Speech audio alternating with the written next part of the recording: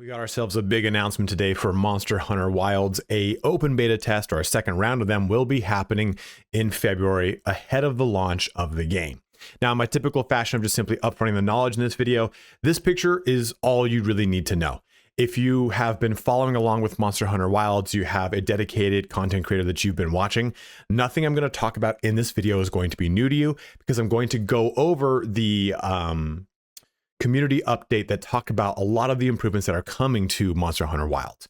But as far as what this video is concerned with right here, right now, we will be seeing an open beta on Thursday, February 6th, lasting until Sunday, February 9th, and then another one on Thursday, February 13th to Sunday, February 16th. You can see those are our two sets of open betas. This is going to be on PS5, on Xbox Series X and S, as well as Steam, and you will also get a little bonus here of a stuffed Phalanx Teddy.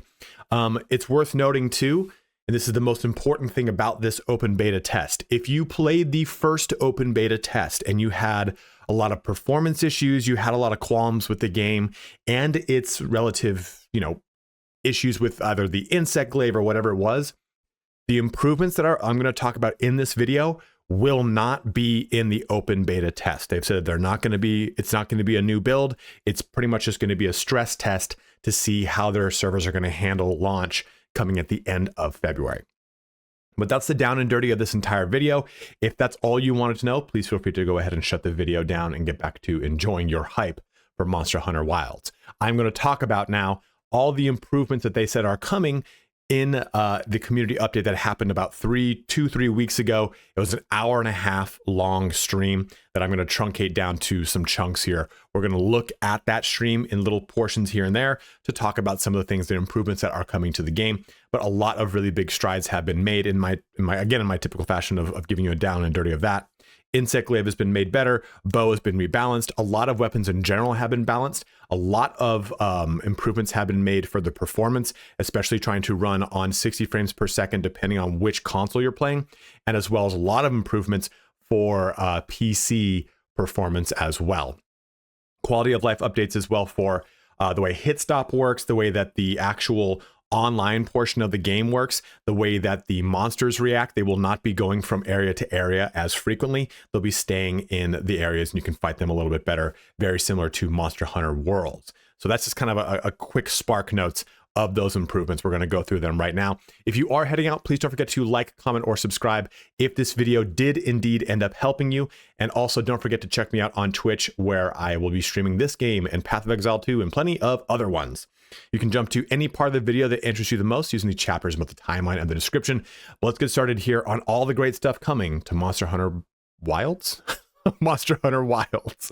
So jumping over here, we have the pre-launch community update that Capcom put out. And I'm going to link this down below if you want to go ahead and watch the entire thing. Again, you can see it's an hour and 23 minutes. We're just going to pretty much jump to certain panels and talk about those panels. I'm going to pause right here. It's super low tech. I'm sorry. I'm not good at editing. I barely can make a can of soup. But what you can see here for the performance improvements for the game coming at launch is, I think it's February 28th. You can see a lot of improvements have been made, or at least the overall objective here. The target performance values for the full version are as follows. For the PS5, we're looking at a 30 FPS with the prioritized graphics mode, and then a 60 FPS on prioritized frame rate mode. Now, I do not know what that's going to look like on a PS5 Pro. And if you went with the PS5 Pro, you can just go ahead and send it to me, because I would like to replace mine because it sounds like an aircraft carrier taking off. But at least we're going to have a 60 frames per second mode with PS5 for those of us that do want that 60 FPS. Again, it's going to all really come down to how this really feels in person. But a lot of people had lots of performance issues jumping into the game with the last open beta, and that's going to be made better here. Where is... Oh, I went way too far forward. Oh, no, I didn't. I'm so good. Oh, here's PS5 Pro. There's the stats for it. I was like, where's the stats for the PS5 Pro?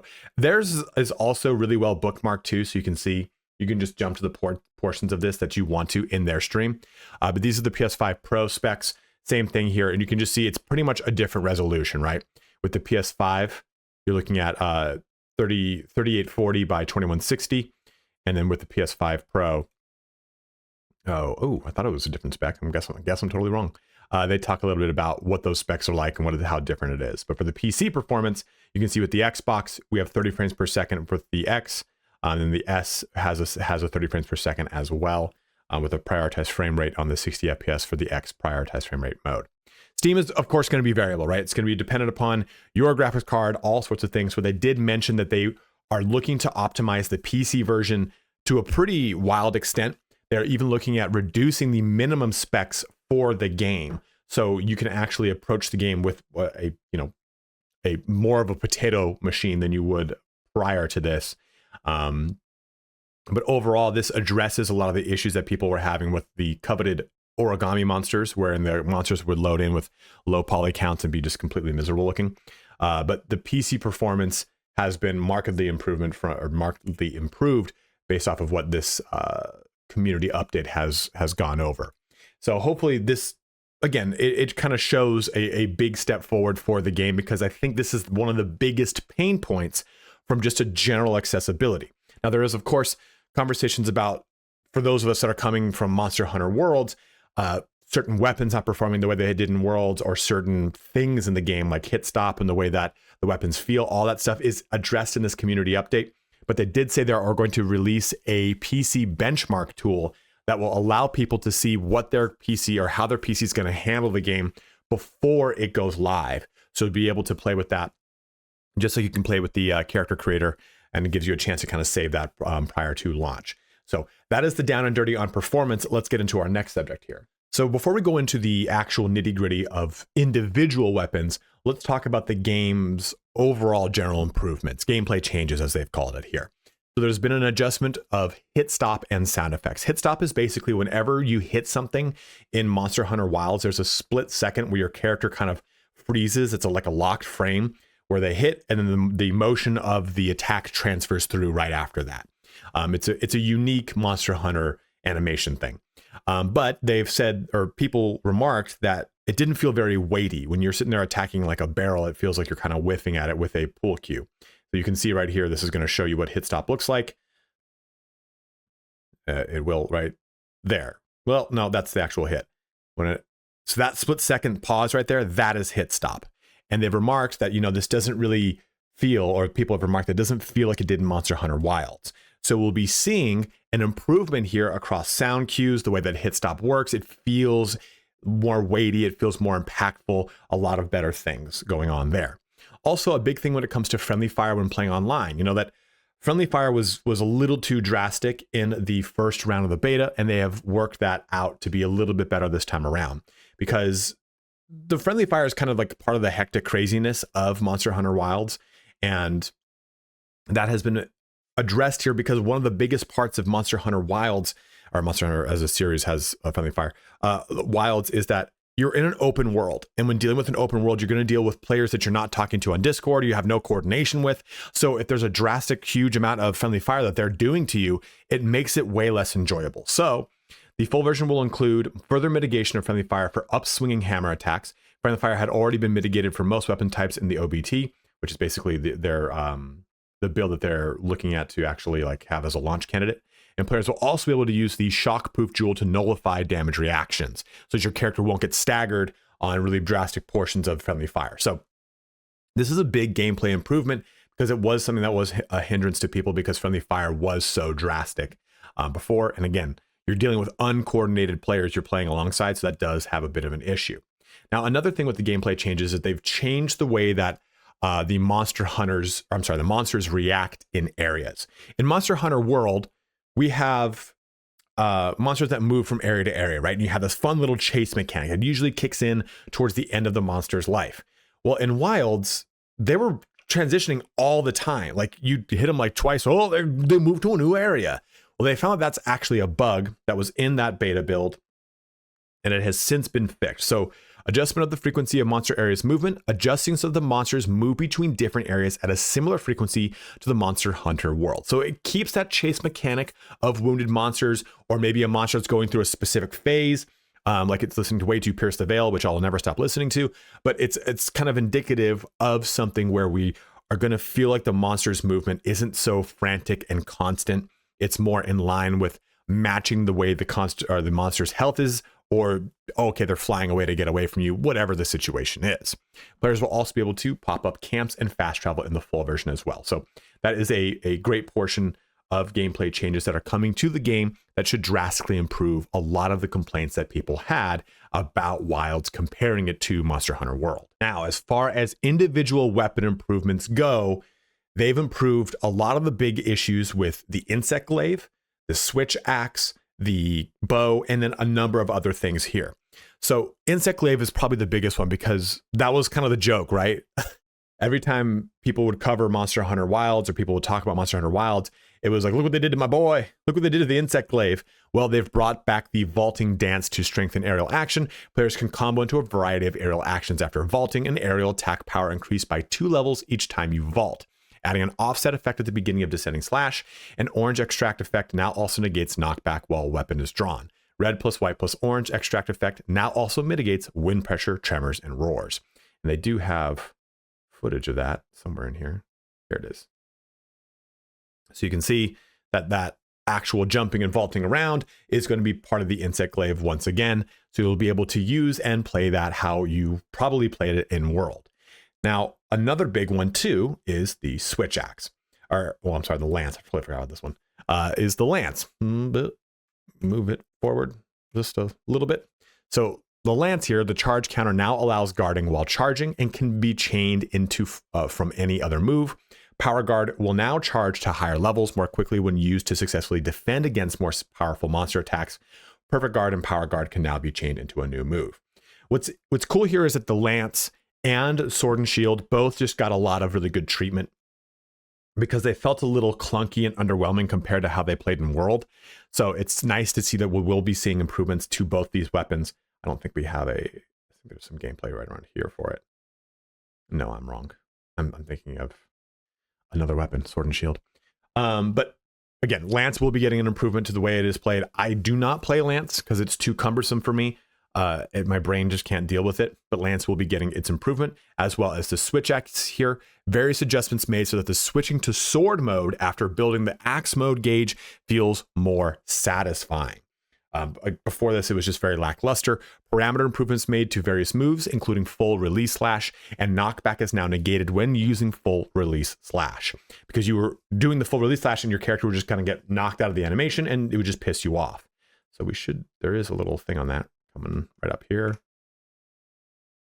And you can see that this is how the switch axe will perform now. I don't have comparison footage to show you what it was like before. Unfortunately, I apologize. But you can see it's not as interrupted as it was prior in the first open beta. Let that character just kind of do its business. Switch axe, if you've not played it, is very fun.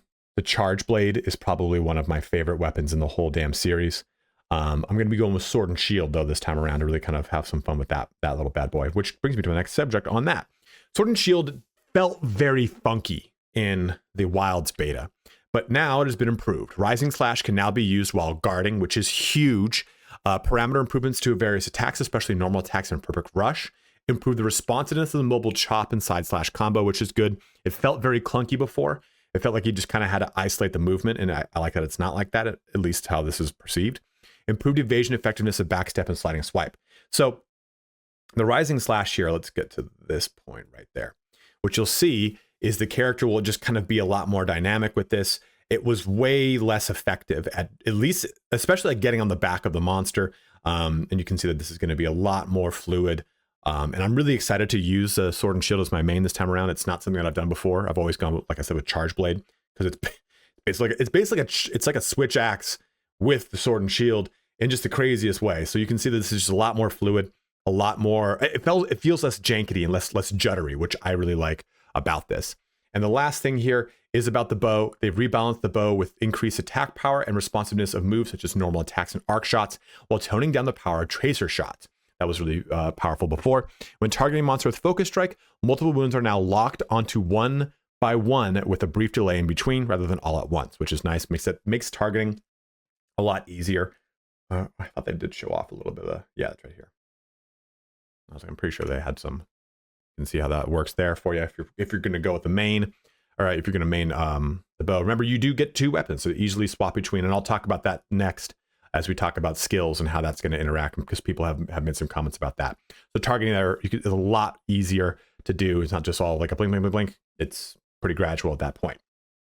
Also, the kind of last point on weapons here is that a general wide-ranging adjustment to skills and elemental values to balance for full game content, including end game, overall adjustments to hit detection, low damage output compared to past Monster Hunter titles, which is a big critique of Wilds, that everything felt like it was just doing such low amounts of damage. It felt like you were just swiping at things forever. It wasn't really good doing any kind of real impactful damage against these monsters, and they've addressed that here with all the weapons going forward. So hopefully in the full launch, to see what that looks like, it is a much better and more fluid experience when we are using these weapons in the game. Now, our last thing to kind of talk about here is weapon skills. So let's jump into that. So weapon skills, for those of you who have not played Monster Hunter, it used to be bound less by your weapon and more by your armor. It has changed, whereas now it'll be bound more by the weapon and less by the armor. The armor will have skills that are fixed to stuff like quick eating food, stuff like that. So your character can feel like they can have a fluid build that can jump to different weapons and play and experiment with those weapons. So, and that this is a response to the community's feedback. So weapons, and I don't know how to really properly show this off in this video. It's more of what they're saying here. They show like, yeah, okay. So equipment skills is basically bound to these weapons, rather than prior to that, it was not like this. So this allows you, and I might be getting this explanation a little wrong, so I apologize, but the essence of it is that this allows you, the player, to have, in this case, a longsword that's really, really awesome, right? And you have all the skills of that longsword invested. And then you can have a bow, however you want that invested, and do whatever you want with those bow skills, whatever the situation is. So you can swap back and forth between them, use their equipment skills, do whatever it is that you want to do, rather than simply feeling like, okay, it doesn't really matter what the weapon is. I have all these skills just scattered all over the place because of my armor. It's a very convoluted system, but now it feels a lot more streamlined in that all of your quick food, all of your kind of quick accessibility items, have skills bound to your armor, versus the weapons have their own skill setups for each individual one. Because remember, you're swapping between two weapons in this game, which is unique. We haven't done that before in other Monster Hunters. This is a great way to have a little bit more build diversity while having that build diversity locked to the weapon and not something else. And I lied to you, we do have one other subject to talk about. And this is, unfortunately, I don't have a cool slide to show you. It's pretty much them talking about it, but it's really about the experience of a multiplayer game that Monster Hunter Wilds is, right? It's moved to, rather than being an individual per server type of situation, right? Like you had your camp, and you'd queue up for the quest/server you're going to jump into. You do it either with your party or you do it with randos, whatever it was. Then you'd go on that hunt, deal with the situation, then come back to your camp and do whatever stuff you wanted in your camp. That's Monster Hunter World. Monster Hunter Wilds is a persistent open world, and they've wanted to kind of fix that because people have said that was one of the biggest issues. There's too much chat spam. There's too much sticker and chat going on. All this stuff that makes it kind of hectic, and it's too much of a census overload. So as a result, that spam has been mitigated to people that are in the relevant area for your quest, your own party, or people that are just kind of linked in some way, shape, or form to you. You can tap into larger chat channels that allow you to talk to like a general populace, whatever it is, like, /1 for a general, stuff like that. But it will not be something that will be just completely flooding your chat box all the time. It's been something that's been a little bit more streamlined and fixed up to feel more like I don't know if this is the right term, but a single player game that has online versus like, oh, I'm playing basically an MMO. It feels like they've tried to take a step away from that projection and more of the kind of old school feel of Monster Hunter World, but with a live open world attached to it. I don't know what that all means with the sentences I've said. I'm spracked out on caffeine. I live in Southern California. I am surrounded by wildfires right now. So I'm just trying to make best of my situation. But either way, if your big complaint was about how it just felt like too much of an open world multiplayer game, it will still feel like that as far as your movement from quest to quest and dealing with monsters, but it'll feel like you're dealing with far less chat span of just like, mindless dross, where it's like reminiscent of a Baron's chat in World of Warcraft. But that brings our video here to a close. So we have a ton of content to be jumping into Monster Hunter Wilds when it does launch at the end of next month. I'll be covering both of the open betas. I am a Capcom content creator, so I will hopefully have some sort of cool stuff that I can show leading up to the launch of the game in whatever way, shape, or form, whatever the hell I'm trying to say, that we get access to. We'll see how that kind of pans out as we get closer and closer to that launch. But if there's any information that you know as a Monster Hunter Wilds or Monster Hunter veteran, let it be known in the comment section below. Like I said, this is old news. This is about 2-3 weeks old. So if you've been watching, maybe saying like Fightin' Cowboy, who has covered this already, or any other content creators, and you've said, hey, you know, you actually got this part wrong in the community update. It's actually like this. By all means, go ahead and let it be known in the comment section below. I'm always down for as much information to be disseminated out as possible. But I'll have this pre-launch community update linked below, so you can just go ahead and watch it if you want, rather than listening to me paraphrase it. Because, you know, like I said, maybe I got a couple of things wrong here or there. But as always, guys, thank you so much for watching here today. Have a good one and take care.